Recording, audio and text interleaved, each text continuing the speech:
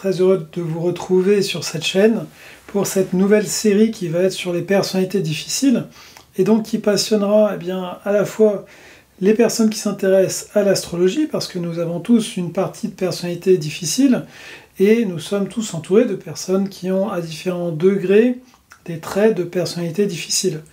Ça intéressera donc toutes les personnes qui s'intéressent à l'astrologie, mais aussi les personnes qui travailleraient dans le management, qui se demanderaient qui recruter, qui ne pas recruter, pour quelles raisons. Et puis, bien entendu, c'est une série de vidéos qui intéressera tout particulièrement les thérapeutes, puisque nous allons donner des clés pour identifier les personnalités difficiles, et à chaque fois, nous donnerons aussi des pistes sur comment ces personnalités peuvent aller mieux, dans l'idée que personne ne fait exprès d'être une personnalité difficile, mais on essaye tous de faire de notre mieux, et c'est de par nos limitations, nos illusions, qu'on en arrive à être une personnalité des fois vraiment difficile pour les autres.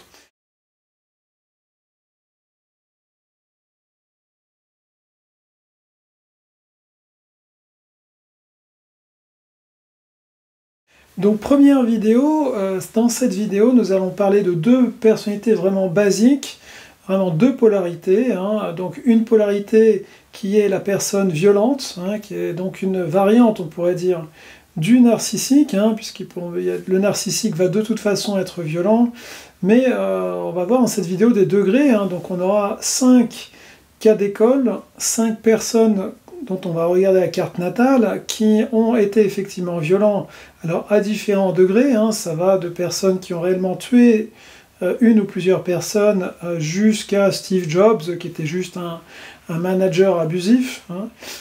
Et puis on aura donc une deuxième grande personnalité difficile pour aujourd'hui, qui est le complémentaire indispensable, en quelque sorte, de la personne violente, et qui est la victime.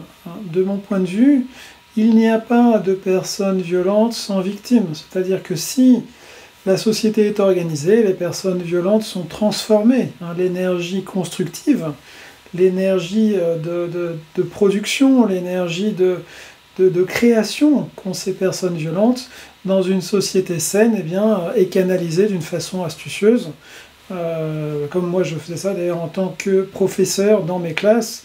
Je donnais toujours une tâche, l'élève qui avait trop de feu, qui pouvait disjoncter d'un moment à l'autre, c'est lui qui allait préparer le tableau, effacer le tableau, organiser un groupe, il y a des façons de faire justement.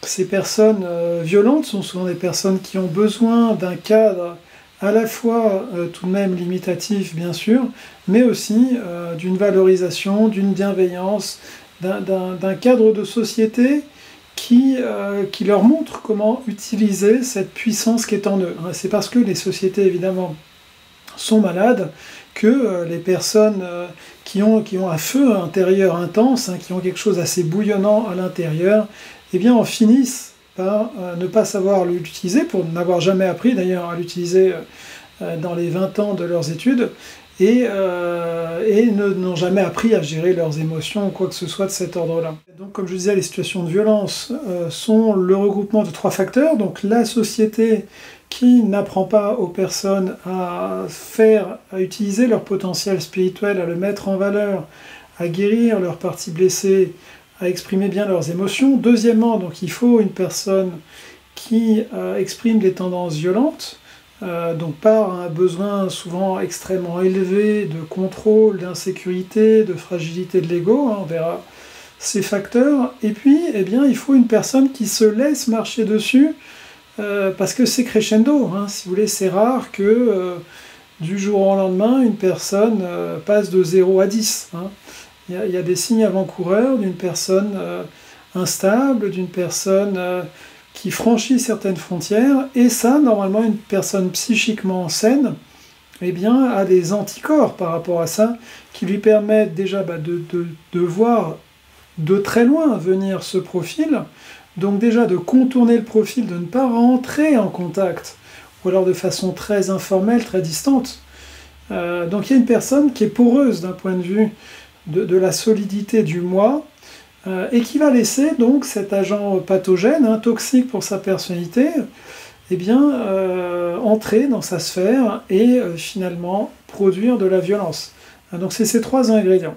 Sur ma chaîne, vous êtes un public averti, et donc certainement vous avez déjà une certaine conscience de ce type de profil, de comment les reconnaître, comment les éviter, comment travailler sur soi, hein.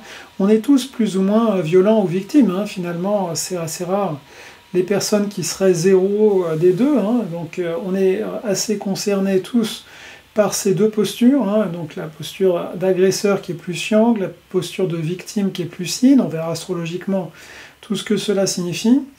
Mais néanmoins, il y aura certainement une partie des personnes qui regardent cette vidéo, et en un sens, elle est particulièrement faite pour eux, et bien pour lesquels ce sera quelque chose qui va leur ouvrir les yeux.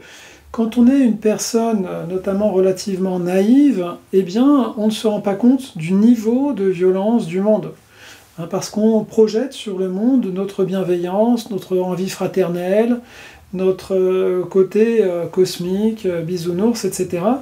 Et il y a une illusion en fait, hein. La Terre est un lieu d'illusion dans lequel eh bien, les personnes les pires peuvent avoir les meilleures apparences. Une personne, vous voyez le dragon, la panthère, par exemple, hein, qui est donc la femme fatale, est une réalité qui n'est pas de l'extérieur spécialement visible, hein. Ça peut être les personnes qui sont les plus charmantes, qui ont l'air les plus charmantes, hein, surtout si on a une fragilité par rapport à ce type de profil et qu'il nous attire, qu'on est attiré par cette zone un peu sombre de nous-mêmes, par côté sacrificiel ou par besoin de se confronter au mal ou les deux. Mais donc c'est important de dire pour ces personnes qui auraient cette fraîcheur d'âme, hein, qui seraient par exemple des personnes qui sont sur Terre depuis pas beaucoup de vie, ou des personnes qui sont relativement jeunes ou qui ont un tel niveau de bonté qu'elles n'arrivent pas à croire dans l'existence du mal chez les autres, eh bien c'est important de passer au-delà des apparences. Hein. On a, disons, 95% des êtres humains ont l'air assez normaux de l'extérieur.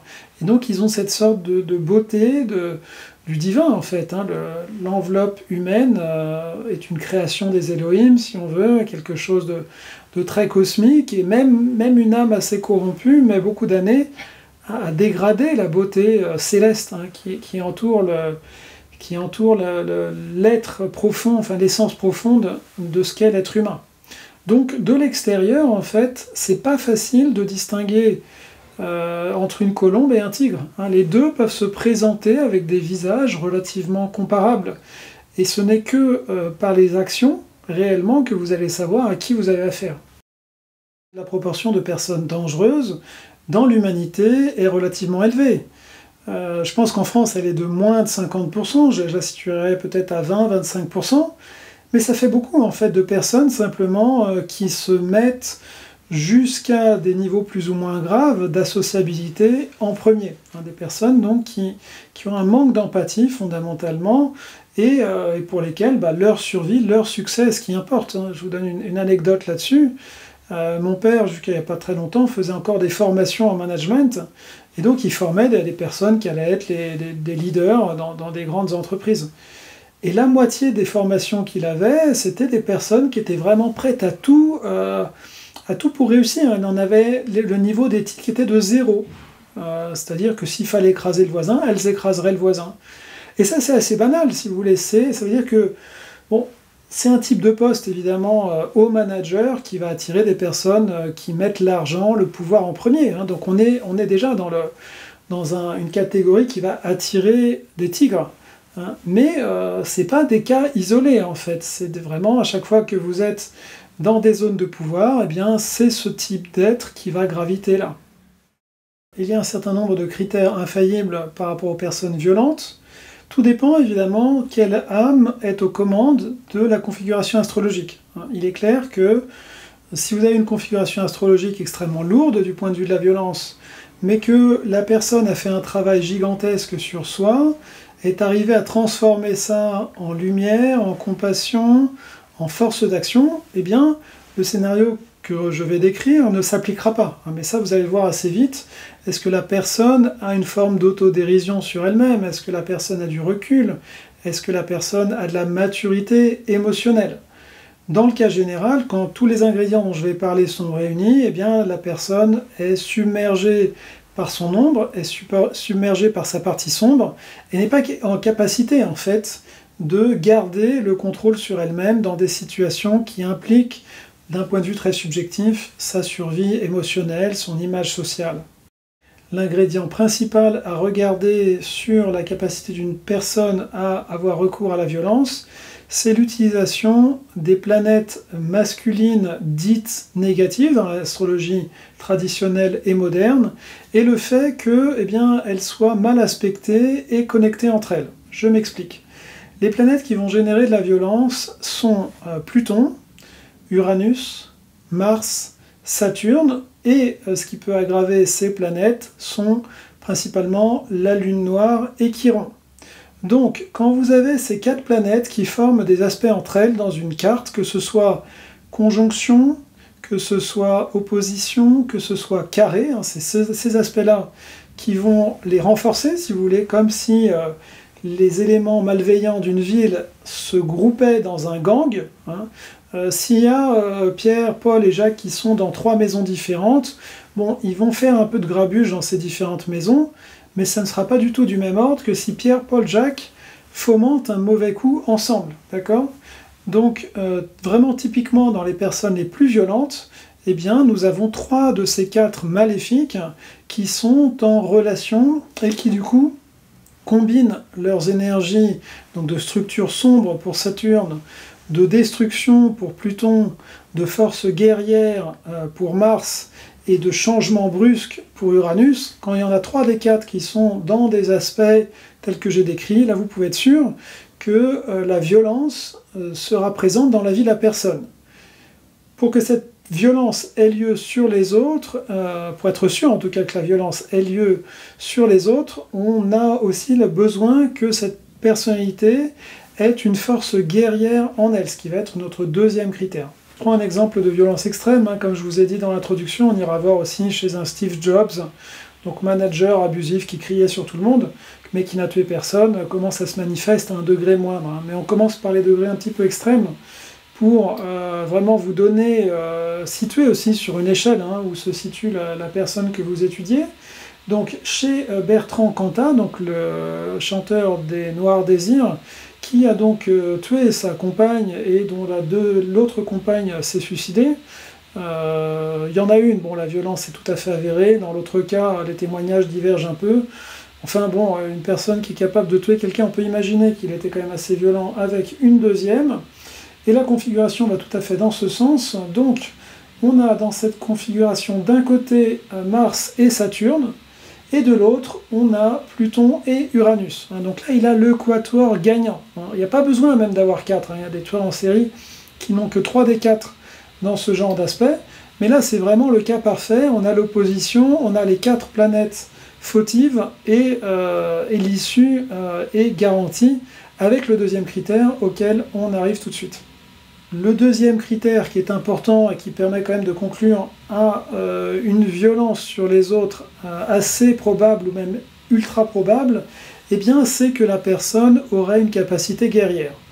C'est-à-dire que si la personne est totalement yin, il va y avoir une violence à l'intérieur, il va y avoir une blessure d'injustice, il va y avoir un masculin qui cherche à s'exprimer d'une façon ou d'une autre, mais il n'y aura pas la force de concentrer l'énergie dans une direction précise, qui est la qualité, si on peut dire ici, du yang.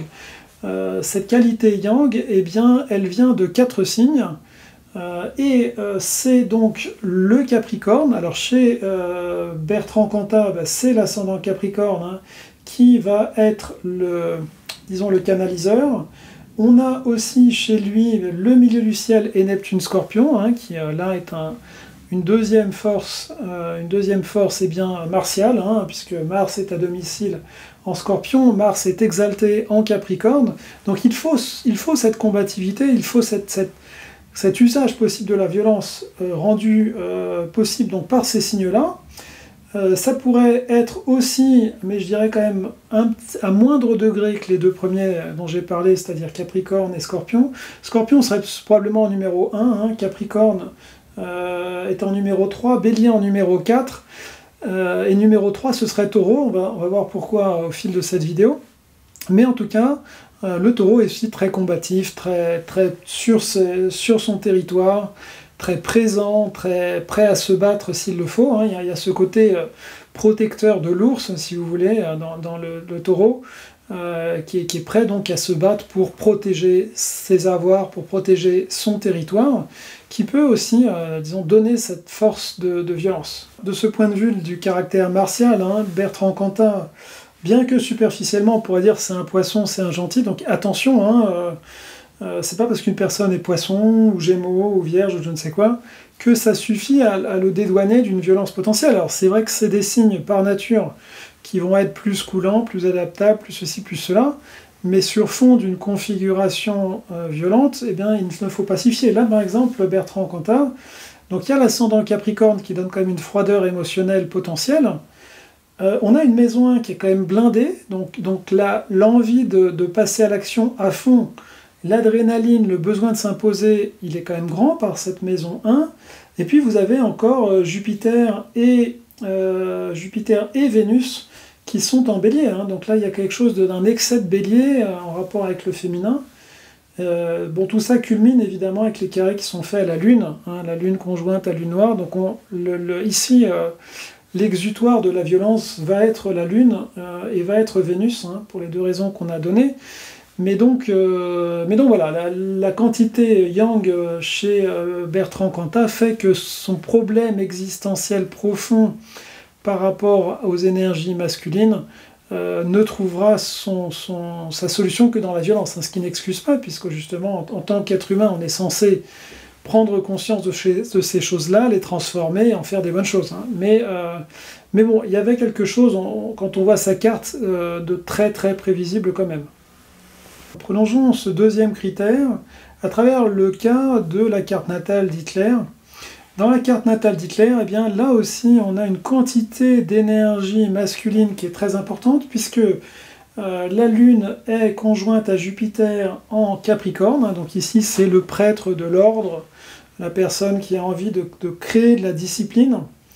On a ensuite on a Mercure en Bélier, et ensuite on a un gros stellium en Taureau, avec le Soleil, Mars, Vénus en Taureau. Voilà, donc on a ces différents éléments, puis on a de la maison 8 encore, hein, qui aggrave la chose, puisque la maison 8 est la valeur Scorpion, hein. Donc maison 2, Taureau, va donner aussi une dynamique de puissance. Donc maison 8 va donner une dynamique Scorpion, maison 10 va donner une dynamique Capricorne, c'est le cas d'ailleurs du Saturne ici de Hitler, donc il a triple dose du coup d'énergie Capricorne. Et donc en fait tout ça c'est beaucoup trop par rapport à sa fragilité. Après il faut étudier aussi la solidité du Soleil. Ici on a un Soleil qui n'est pas capable d'utiliser ça, hein. C'est-à-dire que on a une personne fragile aux commandes d'un char, hein. C'est une personne fragile aux commandes d'un char d'assaut ici dans cette carte. Et c'est ça le problème, c'est-à-dire une personne qui n'a pas d'empathie va avoir la capacité de blesser l'autre sans vivre ce qu'elle fait à l'autre.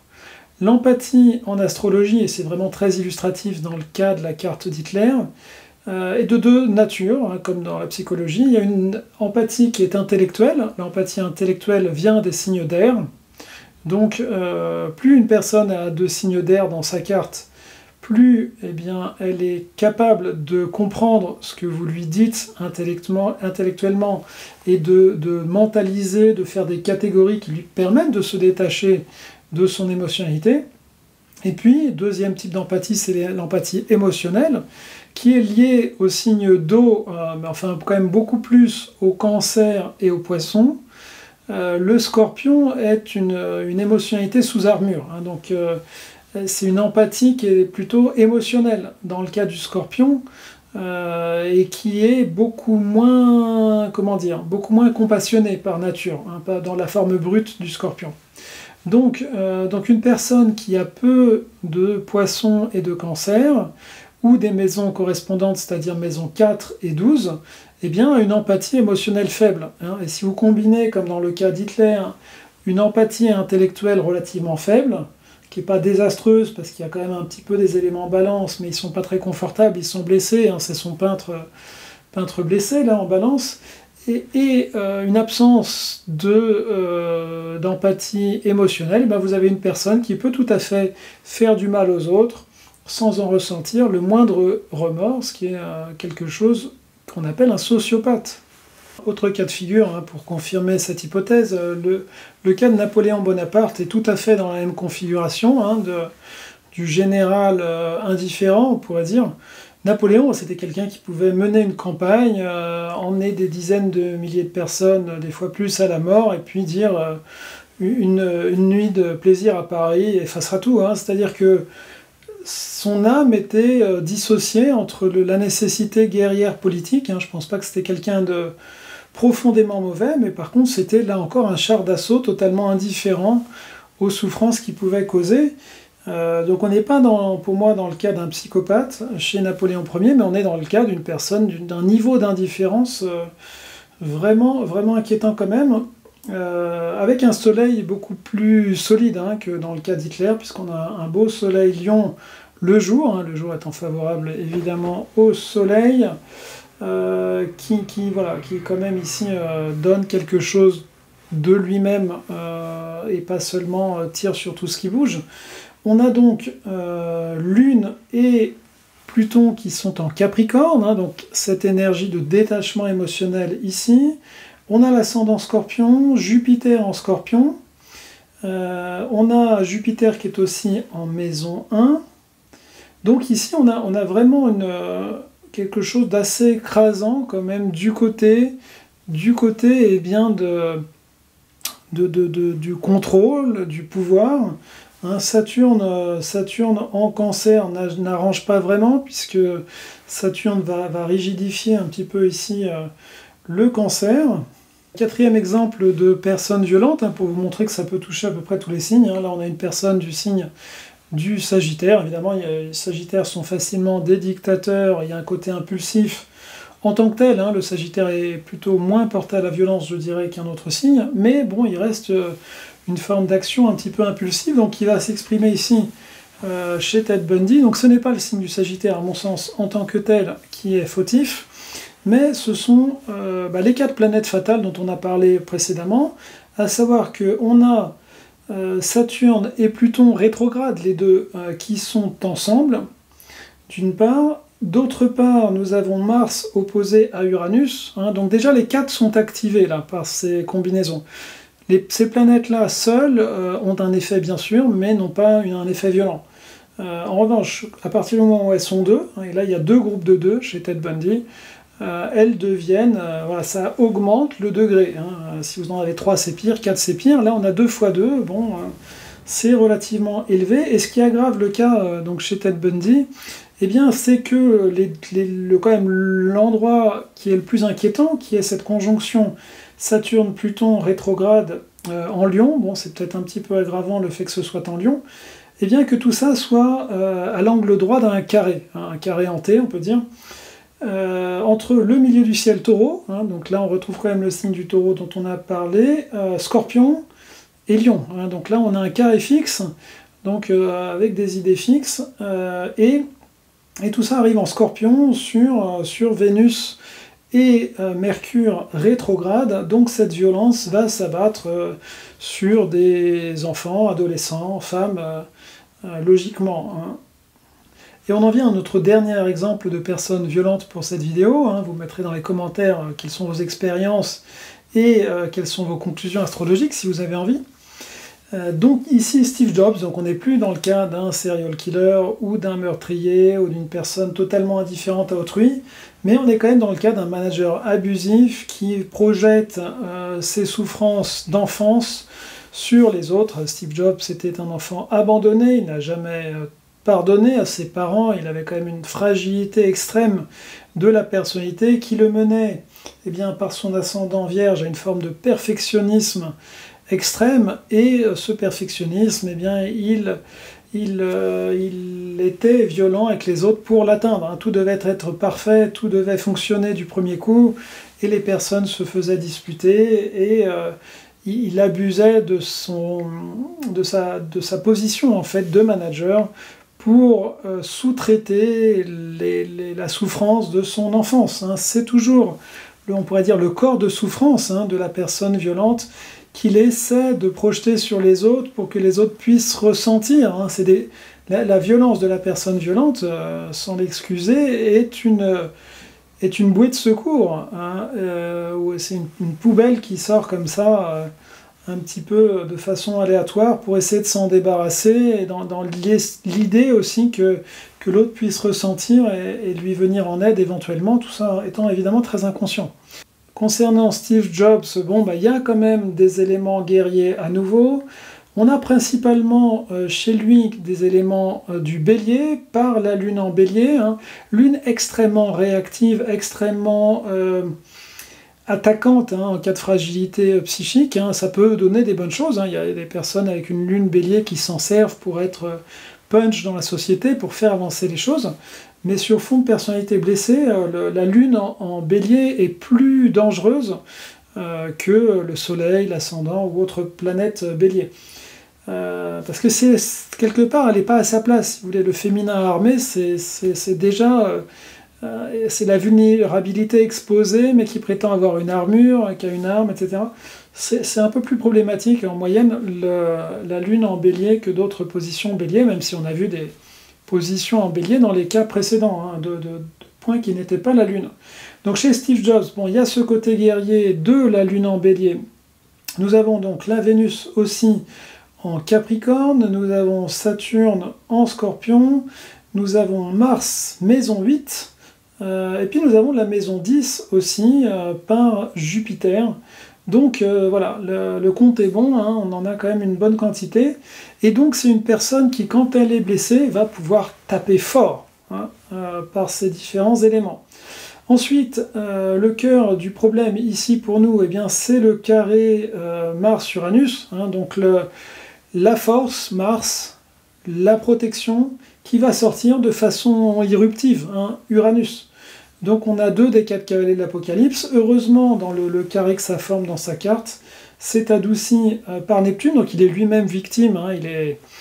Les jeunes se moquent de lui dans les écoles qu'il fréquente parce qu'il est orphelin, adopté, et donc on a finalement Chiron, qui rend toute la chose quand même assez douloureuse, qui aggrave tout ça.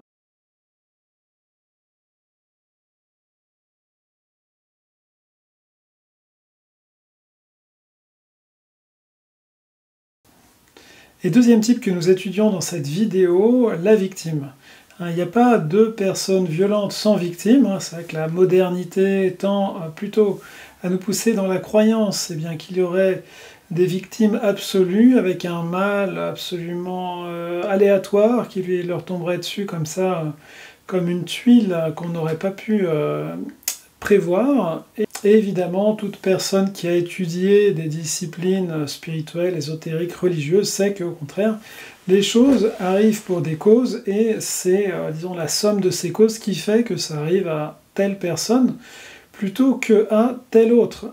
D'ailleurs, il suffit de regarder le regard de victime qu'ont certaines personnes plus que d'autres. Si on prend par exemple, là je vous affiche Camille Claudel, elle a clairement le regard de la victime, et on sait, rien qu'avec ce genre de photos, rien qu'avec ce genre d'énergie, rien qu'avec ce genre d'attitude, qu'on a affaire à une personne qui va facilement attirer, sous réserve des transits qui vont bien, des situations de victimes. Donc, et à l'inverse, d'ailleurs, si on prend une personne qui est en mode avec une énergie très positive, très martiale, très yang, cette personne va être beaucoup plus difficilement victime, parce que il y a 2 raisons. Il y a d'une part un goût de la souffrance qui sera notre premier critère, qui est un critère neptunien, un critère poisson, qu'on ne retrouve pas donc dans ces personnes yang. Et puis deuxièmement, il y a une fragilité, comme si votre toiture est en train de pourrir, il va y avoir toutes sortes d'insectes qui peuvent s'insérer dans le bois. Là où, au contraire, si le bois est sain et si la peinture le rend étanche, hermétique aux attaques des parasites, il n'y aura pas ça, hein, et de même pour des attaques de souris, des attaques de feu, des attaques d'inondation, tout ce que vous voulez. Il existe toujours une parade, et la parade consiste toujours à une forme d'étanchéité, une forme d'imperméabilité à certains types d'influence. Et donc, c'est exactement ces deux critères qu'on va retrouver dans les cartes du ciel de victimes. Alors, on va regarder alors Louis XVI, qui est donc exécuté pour la Révolution française, Marie Trintignant, battue à mort par son conjoint. On aura Diana Spencer, Lady Di, donc là encore problème de couple majeur jusqu'à sa mort sous le pont de l'Alma. Et puis on en regardera encore deux autres pour donner vraiment un panorama assez complet de ce qui peut causer la victime chez nous. Dans les deux cas, qu'on soit violent, souvent on ne se rend pas compte de la violence parce que les personnes, je ne l'ai peut-être pas dit tout à l'heure, mais j'en profite pour le dire ici, les personnes violentes en fait vivent dans une armure très épaisse, que peuvent donc donner notamment les signes du Scorpion, les signes du Capricorne, les signes du Taureau, les signes du Bélier, qui sont par nature solides, qui sont par nature puissants, et qui, mettons, ils vont supporter, disons, 20-30 décibels de plus qu'une personne qui serait Poisson ou qui serait Cancer. Et ça, c'est la même chose dans tous les niveaux d'intensité verbale, émotionnelle, etc. Donc en fait, souvent, ces personnes ont l'impression simplement de créer le pont, le pont assertif, le pont d'agressif, mais dans le sens d'aller vers, d'agréger son âme à celle de l'autre, nécessaire. Pour eux, c'est ce niveau d'intensité qui génère quelque chose d'intéressant. Mais pour une personne fragile, c'est le niveau d'intensité qui, à petit feu, ou relativement rapidement dans certains cas, les détruit. Donc il y a cette différence de niveau d'intensité naturelle qui n'est pas de la mauvaise volonté, ou qui n'est pas de la volonté de nuire, donc, mais qui est simplement une différence de nature que si un taureau vient voir une colombe, il faut qu'il fasse quand même attention où il marche, parce qu'il ne joue pas dans la même catégorie de boxe. Voilà, donc ceci étant dit, commençons par le premier critère, qui est le critère neptunien, qu'on va retrouver dans plusieurs des cartes que je vous propose aujourd'hui. Ce critère de sensibilité, ce critère de sacrifice possible, il apparaît un certain nombre de fois. On l'a chez Camille Claudel, dans sa lune conjointe à Neptune, qui est au centre du carré fatal, on le verra en détail tout à l'heure. Chez Marie Trintignant, là à nouveau, on a le Neptune qui est en carré avec les planètes du meurtre. Donc ça, c'est très clair aussi. Et puis chez Louis XVI, on a un Soleil maison 12, Mercure maison 12, Neptune Jupiter maison 12, donc personnalité très neptunienne, avec en plus Uranus qui est en Poisson. Donc là, on a déjà la moitié des ingrédients de la victime, qui est une énergie assez fusionnelle du Poisson ou d'un Neptune valorisé dans le thème, où on ne sait pas vraiment les frontières entre soi et l'autre, où on se dit que la colère de l'autre nous appartient, ou si on peut sauver l'autre. Il y a ce syndrome un peu du sauveur, et de la personne qui est perméable à l'extérieur. Le Poisson, comme le Cancer d'ailleurs, mais disons le Cancer a quand même plus les pieds sur terre. Le Poisson est vraiment dans un irréalisme dans les cas qu'on va voir. Là où le Cancer est quand même... ça va le toucher profondément ce qui se passe, mais il aura beaucoup plus, disons, de la capacité à voir les choses sur le plan terrestre, qu'il a affaire à une personne dangereuse et que donc il faut se retirer. Là où le Poisson et le Neptune en général, il est un petit peu comme la souris devant le chat, plus trop comprendre ce qui lui arrive, être un peu perdu. Pour continuer sur ce thème des victimes, on a deux autres victimes un petit peu différentes de la victime neptunienne. Le Scorpion, fort, je ne parle pas d'une planète comme ça en Scorpion, mais même ça vaudrait aussi.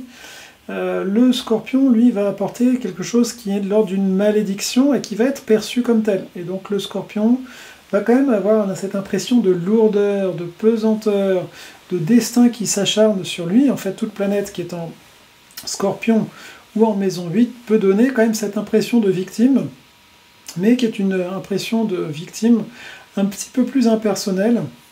Il est intéressant de noter que si l'archétype absolu de la victime, donc c'est la personne neptunienne, donc Poisson, ou bien conjonction importante avec Neptune, ou bien des planètes en maison 12, hein, ces trois choses donnent un caractère neptunien.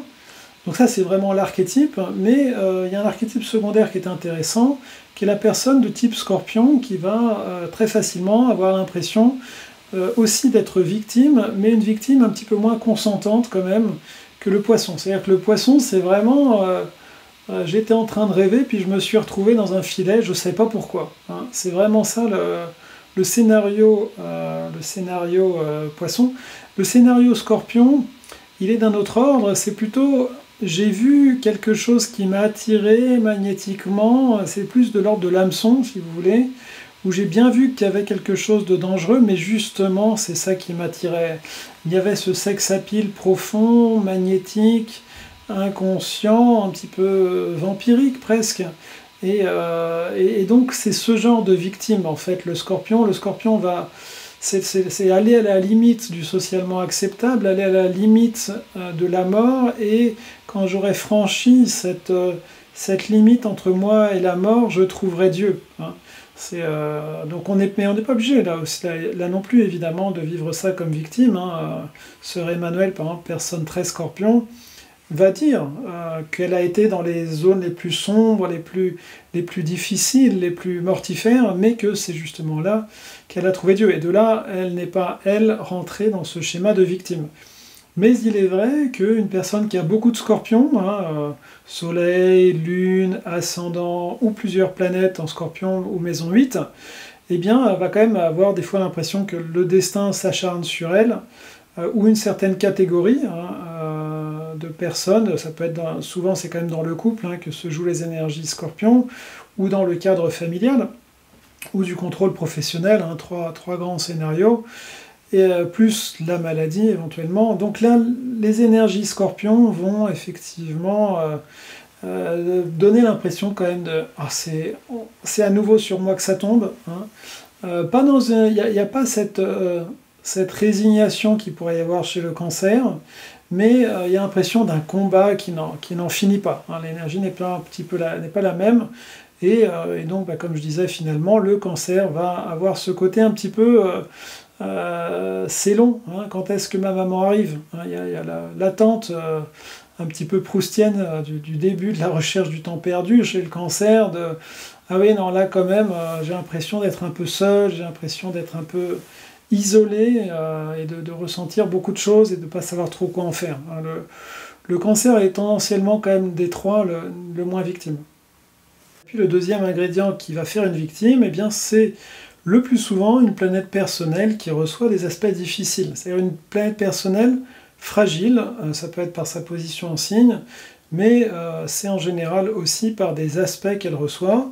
Donc si on prend par exemple Diana Spencer, donc Lady Di, eh bien nous avons 3 des 4 cavaliers de l'Apocalypse hein, qu'on a parlé dans la première partie par rapport à la violence, qui sont regroupés. Alors là, déjà, ça c'est vraiment un drapeau rouge hein, sur soit une personne qui peut être violente, soit une personne qui peut recevoir de la violence. On va voir exactement pourquoi, dans le cas de Diana, elle la reçoit. C'est parce que le reste de la carte est plutôt doux, par le Cancer, par la Lune en Verseau, par l'ascendant Sagittaire. On a une Vénus en Taureau aussi qui est à domicile, donc globalement, il y a une volonté de douceur dans l'ensemble des autres planètes, et donc il y a cette partie du masculin un peu diabolique, là, un peu démoniaque, où tout est concentré. Il y a trop de yang concentré au même endroit, et ça va mal finir. D'une part, donc parce qu'il est concentré, mais chez Diana Spencer aussi, parce qu'il est en carré, justement au féminin.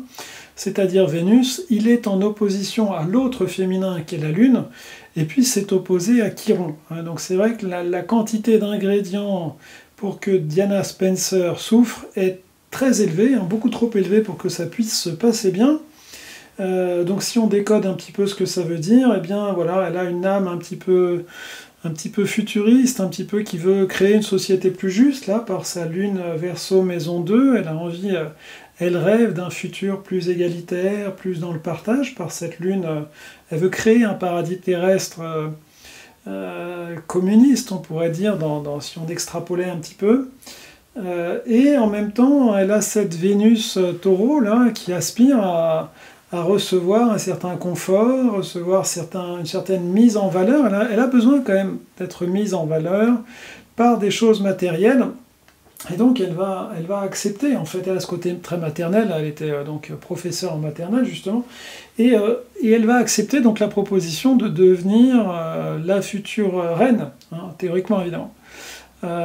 Et c'est là que les deux vont pas combiner, parce qu'en fait le côté très traditionnaliste, très, très terrien du taureau, ici représenté par la monarchie dans sa vie, va être en décalage avec son côté plus révolutionnaire social, et va la mettre en décalage en fait avec une grande partie de la famille royale, de la tradition royale, et va l'isoler en fait dans les problèmes du troisième pôle de ce triangle qu'on a. Le troisième pôle qui est donc ce masculin pardon, violent qu'on a en plus, hein, ce qui est vrai. Alors là c'est vraiment, là c'est beaucoup, hein, Pluton, Mars, Uranus, conjoint et maison 8, là c'est extrême, hein.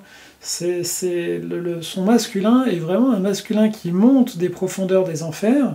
Ce masculin incarné par le prince Charles, qui lui ne sait pas trop ce qu'il veut, est un petit peu perdu, a cette nature justement scorpionique, et qui va faire basculer sa vie de son point de vue dans l'horreur. Donc le prince Charles la trompera à peu près toute la durée de leur relation, et elle ne s'en remettra pas en fait. C'est-à-dire qu'ici, une personne plus équilibrée, moins fragile, hein, son féminin était très fragile, donc il y a Diana, et c'est là qu'elle devient victime, au lieu d'être dans une résilience et de transformer. Elle aurait pu continuer ses œuvres caritatives, elle avait une popularité extraordinaire, enfin elle était au niveau d'une rockstar absolue, hein, en termes de popularité, et donc elle aurait pu tout à fait continuer à œuvrer en se séparant de cette personne perdue et quand même vraiment pas très honnête qu'était son mari, et sa vie aurait pu être vraiment passionnante et vraiment hyper utile, mais en fait là pour elle c'était le masculin était à la fois idéalisé, divinisé et impossible, donc elle se retrouvait, elle avait tous les ingrédients en fait de la tragédie. Le côté agneau du sacrifice, hein, que peut amener le poisson, chez Diana, il est présent par le Chiron qui est en poisson, qui est donc opposé au stélium masculin violent qui est en face.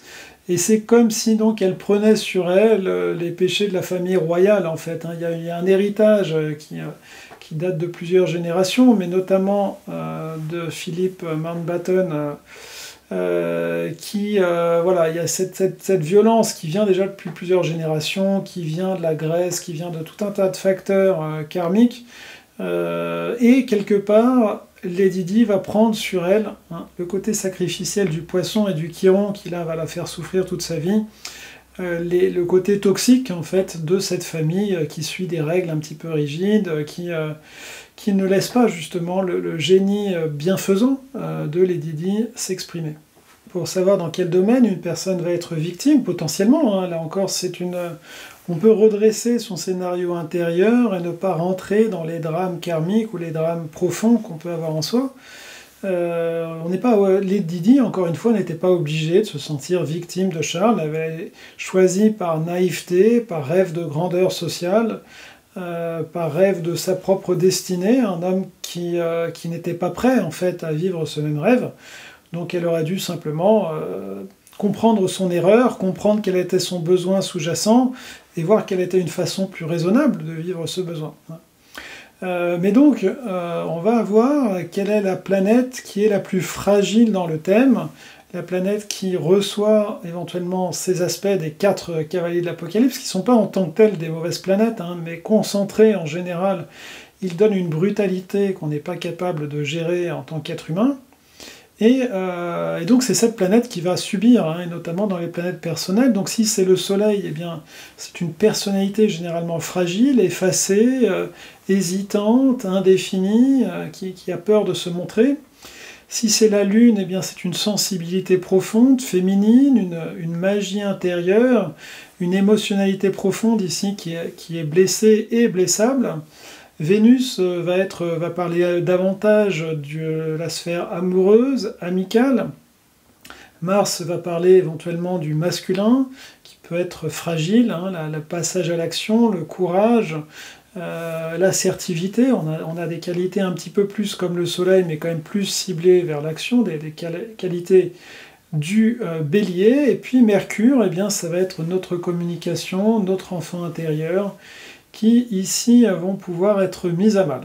Deuxième destin tragique que nous étudions aujourd'hui dans le cadre des victimes, on grossit le trait par des destinées très tragiques pour que vous puissiez le percevoir dans votre thème. En général, c'est rare que vous ayez des choses comme ça. Si vous les avez, n'hésitez pas à consulter quelqu'un qui puisse vous aider. Mais en tout cas, vous allez certainement en avoir à des degrés moindres. Hein. Une Vénus qui a un mauvais carré, une Lune qui se retrouve en maison 8 ou des choses comme ça. Apporte quand même ce genre de difficultés, mais évidemment, en général, pas de façon aussi funeste que dans les cas qu'on est en train d'étudier. Alors, Camille Claudel, donc elle a le côté aussi victime, là, cette fois-ci, elle va être victime, on pourrait dire, du patriarcat de l'époque, hein, ça fait un peu rigoler en comparaison des personnes qui se plaignent du patriarcat actuel, même si, évidemment, il y a toujours des progrès possibles. Mais du temps de Camille Claudel, c'était d'un niveau d'oppression, en tout cas certainement 5 fois supérieur à ce que ça peut être aujourd'hui. Et cette victime un petit peu consentante, hein, qu'est Camille Claudel, eh bien on le voit dans son Neptune conjoint à la Lune. Hein, c'est-à-dire que quand elle aime, elle est prête à donner tout. Hein, voilà, prête à offrir tout ce qu'elle est, à se perdre dans l'autre. Il y a ce romantisme de la Lune conjointe, enfin ce mysticisme même qui s'exprimera chez elle, eh bien, de façon romantique, notamment avec le Mars maison 7. Et donc, voilà, il y a cette capacité de dilution, d'oubli, de sacrifice qui est donnée ici par la Lune. Ici, ce qui va être fatal, disons la planète, comme on disait que c'est une planète spécifique hein, qui est mise à mal, eh bien chez Camille Claudel, donc, qui était peut-être la sculptrice la plus géniale française connue jusqu'à aujourd'hui, hein, et donc qui a eu seulement quelques années de créativité avant d'être internée, de force, hein, et a priori, alors il y avait une fragilité psychologique, mais qui de l'avis de beaucoup de personnes était exagérée et relevait plus du fait qu'elle gênait par sa relation eh bien, avec Rodin qui était marié, et ensuite elle gênait Rodin lui-même, qui était une personne très en vue de l'époque, et donc voilà, il y avait son très très conservateur frère Paul Claudel, dans une famille très conservatrice, catholique traditionnelle, qui ne voulait pas, en fait, du côté quand même très fonceur, un peu visionnaire, un peu au-delà des traditions de son ascendant Scorpion, Lune en Bélier, Vénus en Capricorne. Il y avait quand même un côté bulldozer par rapport à la tradition chez Camille Claudel, et donc on a voulu la faire taire. Hein. Donc c'est ce drame dont il est question ici, et les planètes qui vont être enfermées, pour le coup, eh bien, ça va être son Mars. Hein. Mars est dans des aspects très pénibles à beaucoup de parties de la carte. Il est en carré, donc il est en opposition au Soleil, à Jupiter. Il est en carré à Chiron. Donc voilà, Mars est en difficulté. Uranus aussi est en grande difficulté, alors encore pire. On a la Lune noire qui impacte le Uranus qui est en maison 8. Carré à la Lune en Bélier, donc là elle va faire des coups d'éclat qui vont menacer son individualité, opposition à Uranus aussi en Capricorne. Voilà, donc ces deux planètes assez masculines, donc en fait c'est son action on va lui couper ses ailes, on va lui couper son action. C'est-à-dire que là où en fait, je reprends l'exemple précédent de Diana Spencer, la violence et la victimisation portent sur le féminin de Diana Spencer, c'est-à-dire qu'il y a un amour avec une infidélité, un amour qui n'est pas réciproque, un amour qui est bafoué. Ce n'est pas du même ordre en fait, hein. Il y a plutôt quelque chose qui serait de l'ordre de l'abandon, en tout cas c'est vécu comme tel dans la relation avec Rodin, et au contraire, c'est même, là on inverse la situation, puisque c'est elle qui est infidèle, en tout cas aux valeurs de l'époque et aux valeurs de la monogamie, en étant avec Rodin qui est marié. Hein. Donc c'est elle qui se met dans ce guet-apens, si on peut dire, et ensuite, eh bien, c'est son action, c'est sa capacité de changement, sa capacité d'être soi-même, hein, donc Mars et Uranus, qui vont être enfermés dans un asile où finalement elle ne pourra plus vraiment exercer, partager, passer à l'action. Hein. Donc la violence va porter sur sa capacité à être libre, hein, qui est la capacité d'Uranus. Troisième et avant-dernier exemple de victime, donc victime, vous l'aurez compris, entre guillemets, même si d'un certain point de vue c'est une réalité, eh bien Marie Trintignant, donc l'épouse de Bertrand Cantat, le célèbre chanteur de Noir Désir, dont nous avons déjà parlé dans la partie de cette vidéo sur les personnes violentes. Donc il y a une combinaison ici qui va lui être fatale entre lui et elle, hein, puisqu'évidemment il faut les deux pour que ça se déclenche, et là, eh bien, ils y sont. On a notamment, donc chez Marie Trintignant, déjà, on a trois trucs assez lourds réunis, hein, puisqu'on a Uranus, Pluton et la Lune Noire, qui sont tous les trois dans la maison 5, hein, qui est étrangement la maison des relations amoureuses. Hein. Donc là, il va se passer des trucs lourds. Hein. On peut survivre hein, avec Uranus, Pluton et la Lune Noire dans la maison 5 ou dans la maison 7. Dans la maison 5, donc vous voyez, c'était pas encore un mariage qui serait la maison 7, mais c'est quelque chose, il y a déjà une relation amoureuse. Avec ces trois éléments-là, eh bien, il faut vraiment aller creuser pourquoi la personne a ça. Qu'est-ce qui fait qu'elle a cette configuration, pour éviter justement ce genre de problème ensuite. Alors, donc c'est déjà ce point-là qui est quand même indicateur de problème potentiellement, enfin très potentiellement violent dans le domaine des relations amoureuses. Mais ce qui va vraiment sceller le problème, c'est à nouveau un triangle, comme on avait vu tout à l'heure, dont l'angle droit est sur Neptune, c'est-à-dire les illusions. Hein. Il y a ce côté vraiment délirant, hein. Je suis moi-même neptunien, donc je peux me permettre de le dire, de Neptune, où on va projeter Dieu sur des choses qui, 95% du temps, n'en valent pas la peine. C'est-à-dire qu'ici, Marie Trintignant, si elle avait été pas possédée, on pourrait dire, par ce carré avec Neptune qui est là dans le coin, elle se serait rendue compte que Bertrand Cantat était un dingue génial, un dingue inspiré, un dingue poète, tout ce que vous voulez, mais un dingue avec lequel elle n'avait rien à faire, et avec lequel elle n'aurait pas dû rester même une soirée. Donc là, il y a cette illusion neptunienne qui est co-responsable du drame. Et puis, là où va porter, ce sur quoi va porter le problème, eh bien c'est la Lune.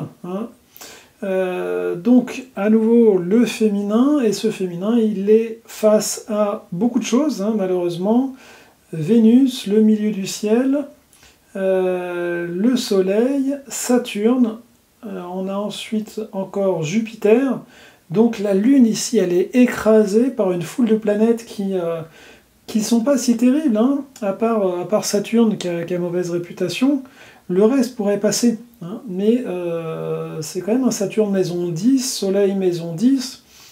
Donc on peut imaginer hein, dans cette configuration qu'il y a quand même chez elle une volonté de briller, une volonté d'être visible socialement, visible financièrement, liée à la maison 10. Hein. Ça ne veut pas dire qu'elle n'aimait pas cet homme, et ça ne veut pas dire que c'était sa seule motivation, mais ça peut faire partie des choses, d'un intérêt ici qui la pousse trop vers un homme célèbre, riche, etc., beaucoup plus que ça n'aurait dû être le cas, et tout ça en opposition avec ce Neptune en Scorpion, alors qu'il y a quelque chose de générationnel, hein, mais qui veut dire quand même « je rencontre Dieu à la frontière entre la vie et la mort », génération qui doit faire attention à ce genre d'illusion, à ne pas pousser trop loin cette quête spirituelle de Dieu est dans le combat, Dieu est dans la force intérieure, voilà, faut savoir mettre des limites à ce genre de processus.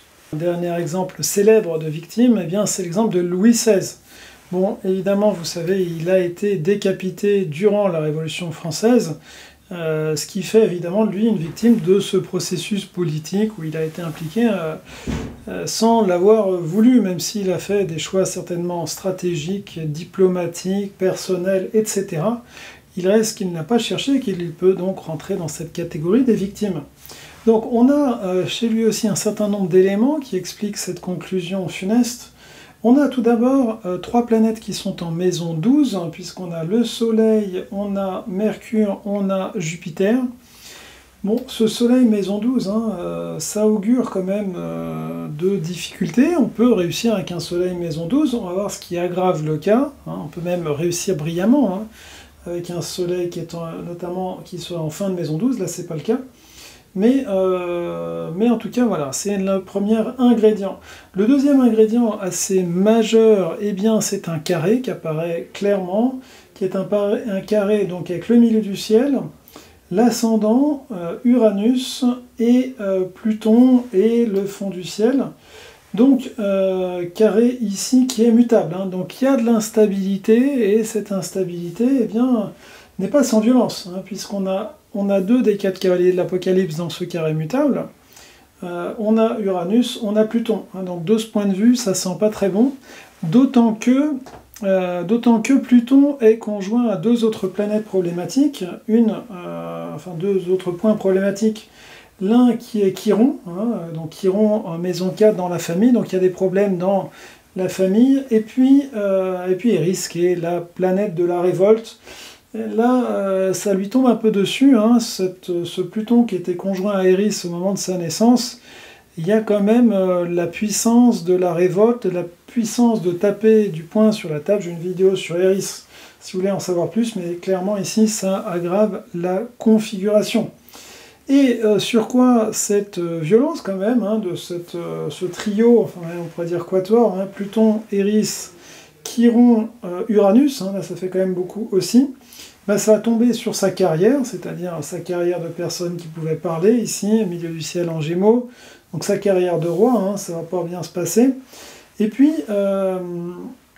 problème avec Vierge, le côté un peu plus le peuple, hein, dans le côté les terriens, voilà, qui se révoltent. Et puis on a le troisième vraiment élément majeur de ce qui peut expliquer le destin tragique de Louis XVI, et eh bien c'est sa lune en Scorpion. Là aussi, dans son regard, il y a quand même quelque chose un petit peu de l'ordre de la victime. Sa lune en Scorpion, ben, elle est carrée au Chiron, donc qui fait partie de ce trio ou quatuor funeste. Et puis cette lune en Scorpion, donc ce qui est déjà une lune en chute et qui va attirer de la violence, hein, par nature, la lune en Scorpion, elle est aussi en carré avec Neptune. On retrouve Neptune, hein, les illusions, donc là encore, Neptune qui fait manquer de réalisme, hein, et s'il avait été réaliste, il aurait pu sentir comment les choses tournaient, partir beaucoup plus tôt, négocier de façon beaucoup plus fine. Voilà, il y a une illusion sur son bon droit de lion, hein, ici, ce lion, certainement le père, où il croit que la monarchie est tout ce qui est de bien, et donc il peut rester dans ce rôle, là où il aurait fallu être beaucoup plus souple. Et voilà, c'était donc ce 4e exemple de victime avec Louis XVI. Mettez dans les commentaires ce que vous avez comme exemple justement de victime. Comment aussi, des choses qui me passionnent, eh bien c'est des personnes qui seraient victimes et qui arriveraient à en sortir. Donc évidemment il s'agit de comprendre les composantes karmiques, hein, qui nous amènent dans cette fragilité, dans cette vulnérabilité, dans cet excès aussi souvent de syndrome du sauveur. Et puis si vous êtes une ancienne personne violente ou une personne violente en reconversion, hein, ça m'est arrivé d'avoir des personnes comme ça qui prenaient cette prise de conscience. Donc vu que les personnes violentes sont tournées vers l'extérieur et qu'il s'agit de réalisation psychologique, bah, ça prend souvent plus de temps et même des fois ça n'arrive pas. Mais la sagesse, souvent, les années, les échecs successifs, hein, et puis une humanité qui se creuse comme ça au fil des décennies, fait que quand même souvent ces personnes aussi évoluent. Mais si c'est votre cas, que vous êtes dans ce changement ou que vous l'avez fait, n'hésitez pas à mettre dans les commentaires ce qui peut aider dans ce genre de situation. Et voilà, c'est ça que j'avais envie de vous proposer. Si vous avez envie d'analyser plus profondément, soit pourquoi vous êtes victime, soit pourquoi vous avez cette violence en vous, on peut le faire avec plaisir dans le cadre aussi d'une consultation. Et c'est tout ça que j'avais envie de vous dire aujourd'hui, et nous nous retrouvons bientôt pour d'autres vidéos. Merci.